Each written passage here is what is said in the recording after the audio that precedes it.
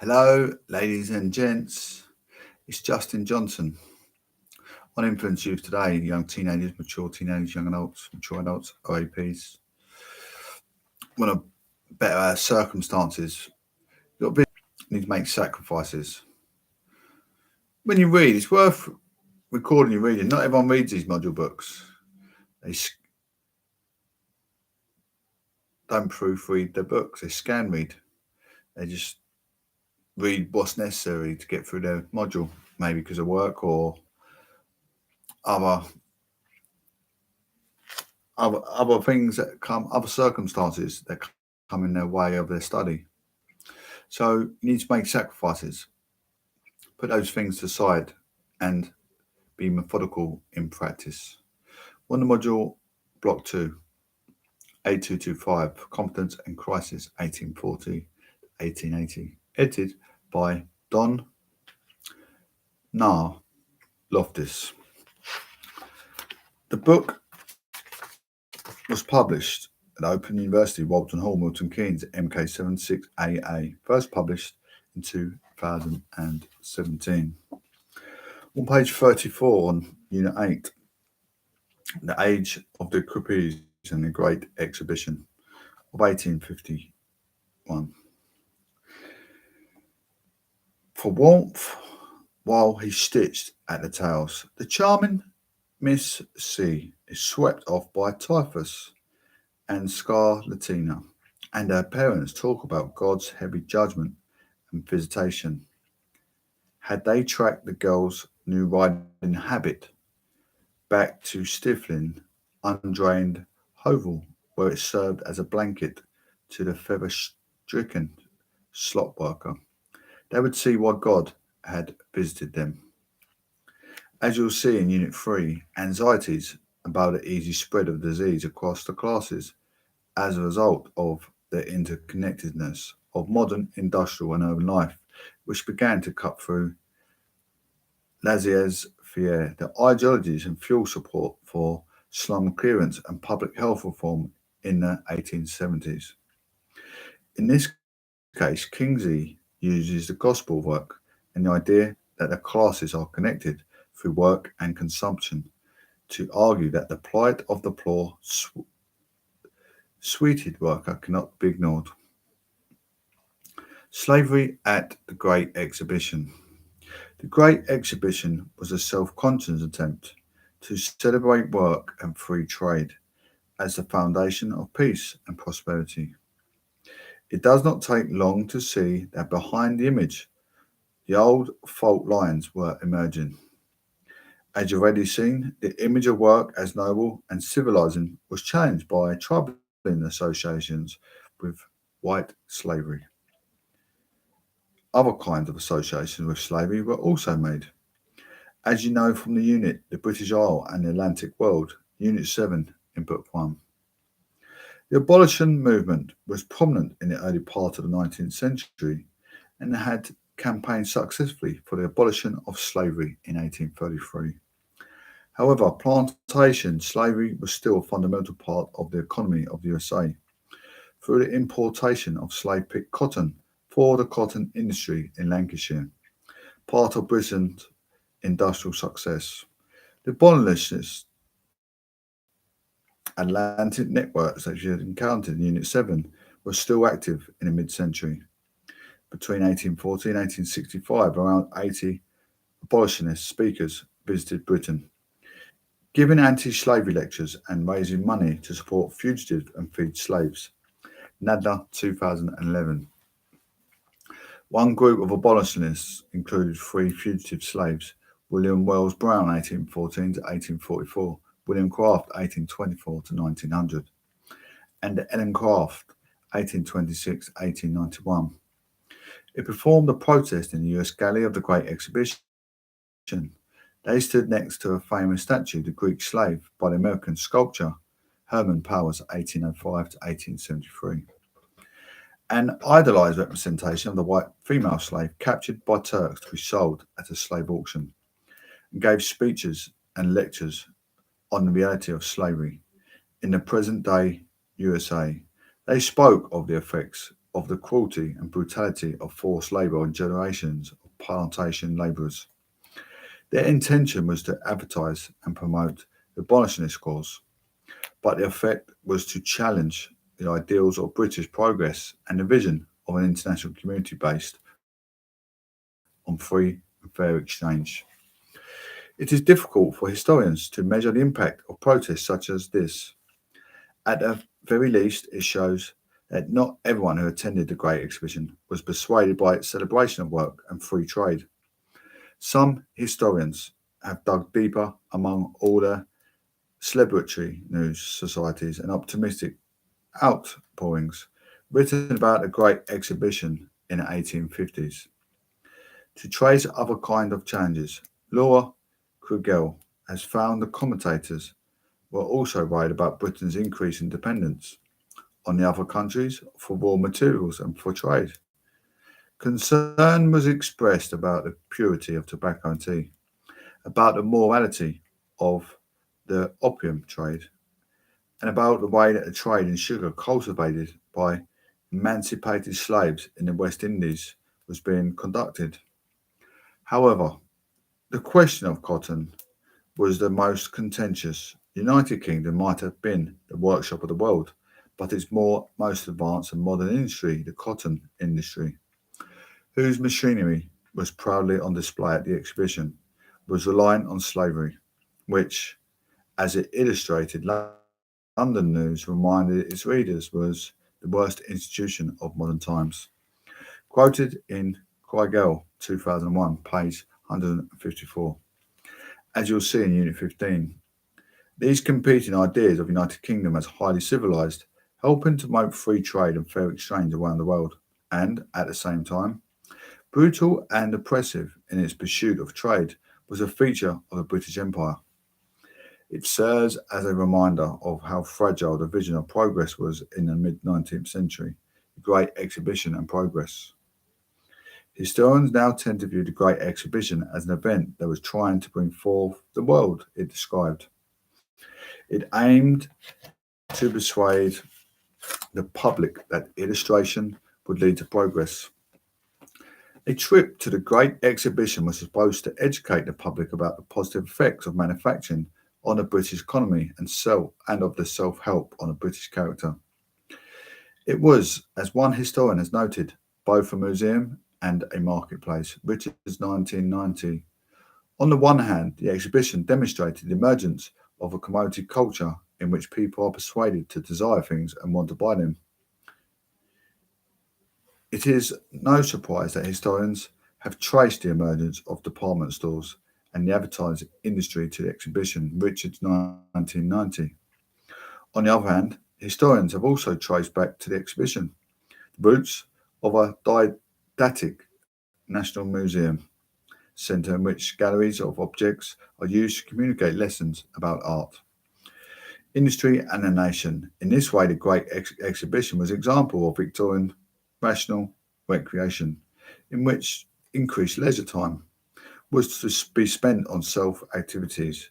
The magazine Art Union noted that the loyalising effect of such exhibition is not at the least of its moral recommendations. Every man would see in its treasures the result of social order and reverence for the majesty of law, quoted in Grinley.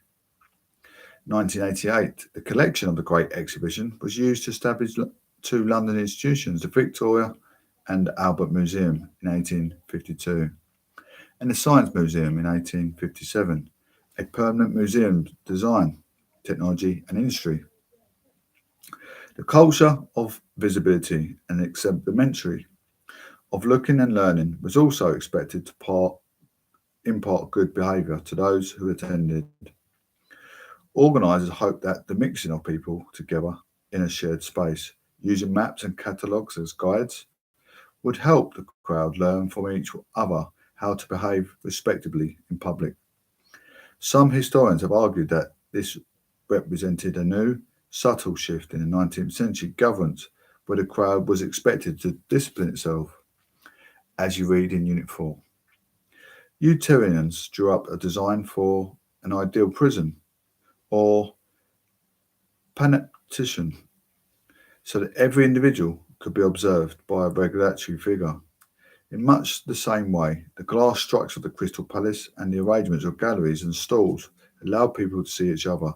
They might be encouraged to notice habits of dress and the latest fashion, but they were also expected to notice patterns of accepted behaviour. Something the organisers hoped would ensure people policed each other and themselves. Purebrick 2001.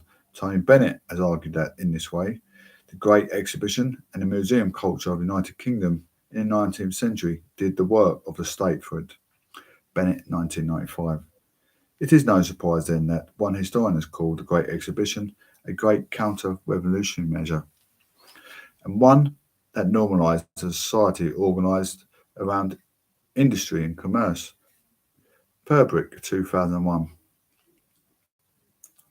It is difficult to know what the effect of the exhibition was on working class visitors. Undoubtedly, many attended on the shilling days, but who they were and where they come from is a matter of some uncertainty. The newspaper descriptions of working class visitors, such as those you read in Exercise 8.6, reading 8.5 and 8.6, do not tell us what they thought. And radical movements were largely silent about the exhibition. Such silence was part of a more general quietude in British working class politics after 1848. There were occasional strikes and fierce industrial disputes in the mid-century, such as the famous cotton workers' strike in 1853 to 54 in Preston, Lancashire, but these were contained. This correlation between the Great Exhibition and the decline of working class radicalism has been interpreted by some historians as further evidence in 1851 marks a turning point, one that demonstrates the power of popular liberal culture to unite people around patriotism, self-help and work. However, as you have seen, the Great Exhibition was a grand and a lavish gesture that sought to create a particular image of the nation at a point in time. We have to be careful to look beyond the common narrative generated by organisers of the exhibition by using a range of sources to interrogate alternative perspective. 8.4 Budget, Finance and the Standard of Living. The Great Exhibition attempted to inspire optimism in future progress, but it would only be able to do so if there were real reasons for confidence. There was an event that took place soon after the exhibition that might be no more useful in explaining the new tenor of politics and the social sentiment of the mid-century. In 1852, the Conservative government, led by Lord Derby, 1799 to 1869, Prime Minister 1852, 1858 to 59 and 1866 to 68, was forced out of the office when the House of the Commons failed to pass a budget presented by the Chancellor of the Exchequer, Benjamin Disraeli, 1804 to 1881, Prime Minister 1868 and 1874 to 80.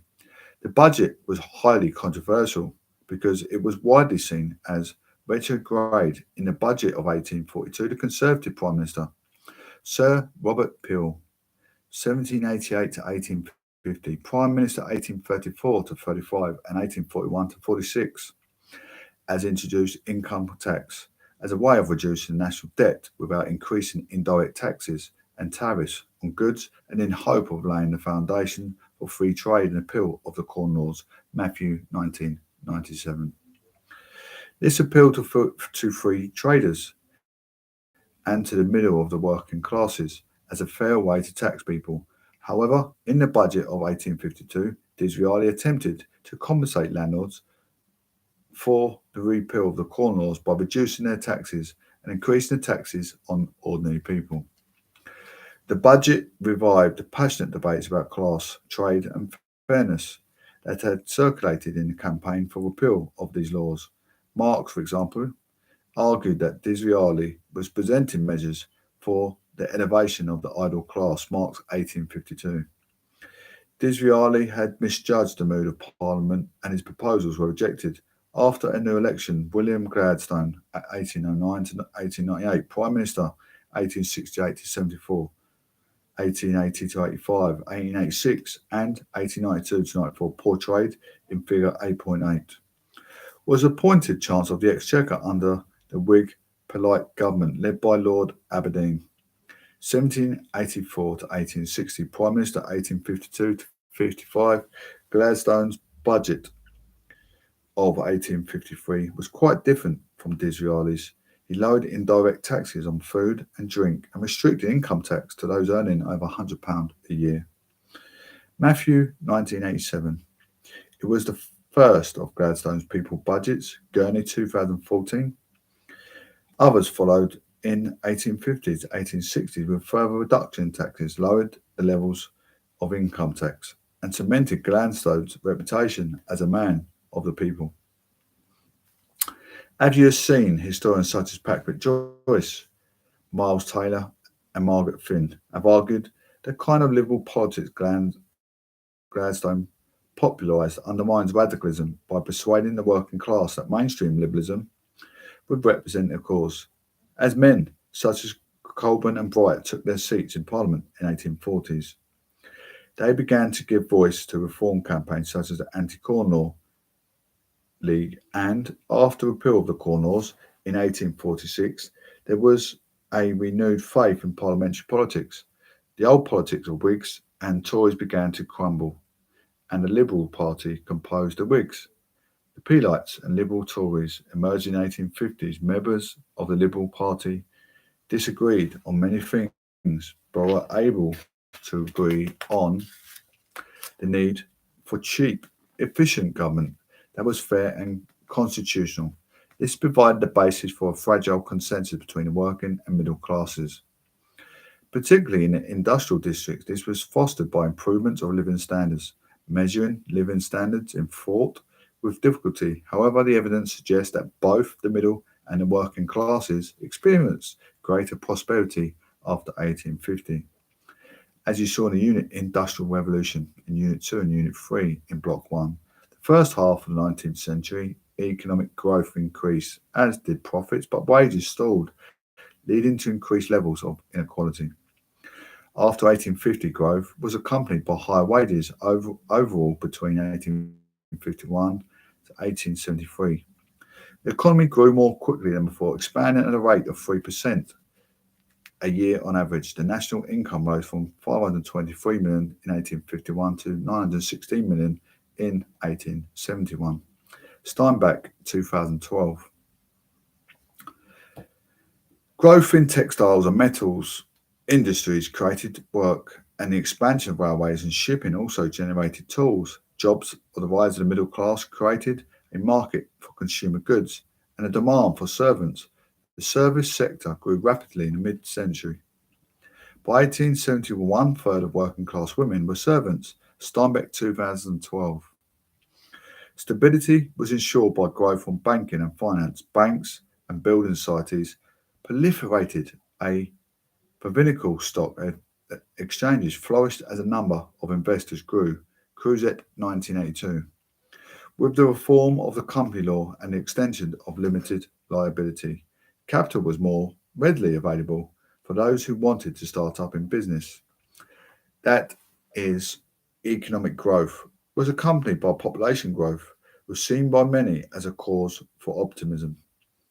There was confidence that the dire predictions in Thomas Malthus, 1766 to 1834, discussed in Block 1, had finally been put to rest. Between 1851 and 1871, the population of Britain grew from nearly 21 million to 26 million. Although that of Ireland fell from 6.5 million to 5.4 million, much of this growth was concentrated in cities. In 1851, London had a population of 2,362,000, Liverpool of 376,000, Glasgow 329,000, Manchester 303,000. 20 years later, these figures had increased to 3,254,000. In London, 493,000. In Liverpool, 477,000. Glasgow and 358,000. In Manchester, population statistics ND. United Kingdom is now covered by 29 millions of people. and has thrown out towards the west a long line of colonies and independent states that speak her language, that preserve the purity of English family, that have lost none of the courage of industry of their race, but furnish the country with supplies of food, as well as with materials of manufacturers in exchange for route produce. There is nothing, therefore, in the past or in the present conjugal condition of the population to inspire any apprehension of a redundancy or a scarcity of population in England, but a great deal to encourage a policy for further improvement in this condition, in the training of the young, in the circumstances in which children are born and families live, so that the English race, growing better and greater, may increase in numbers at home and continue to send out every year thousands of new families to colonies. In sharp contrast to Malthus's views, population growth is seen here as a good thing. This is because the English race can disperse through colonies. The new colonial communities can provide the networks for trade and materials of British industry, the kind of international community of exchange that was imagined at the Great Exhibition. We do not know who wrote this report. It was produced by the Consensus Office and presented to the government, who do not know how widely held the views expressed in it were. However, it strongly suggests that the optimism on display and the Great Exhibition was still very much in evidence in the early 1860s. In fact, the expression of the Great British Empire through colonies in Australia, Canada, India, and Africa gave reason for the greater optimism. You will read more about this in Unit 15. The extract refers to population of the United Kingdom, but it makes clear that English race is superior and capable of further improvement, such as sentiments about the English were often expressed in contrast both to the Irish at home and to the indigenous population of colonies, who were often presented as incapable of progress. Such views help justify colonisation as something that will civilise distant lands.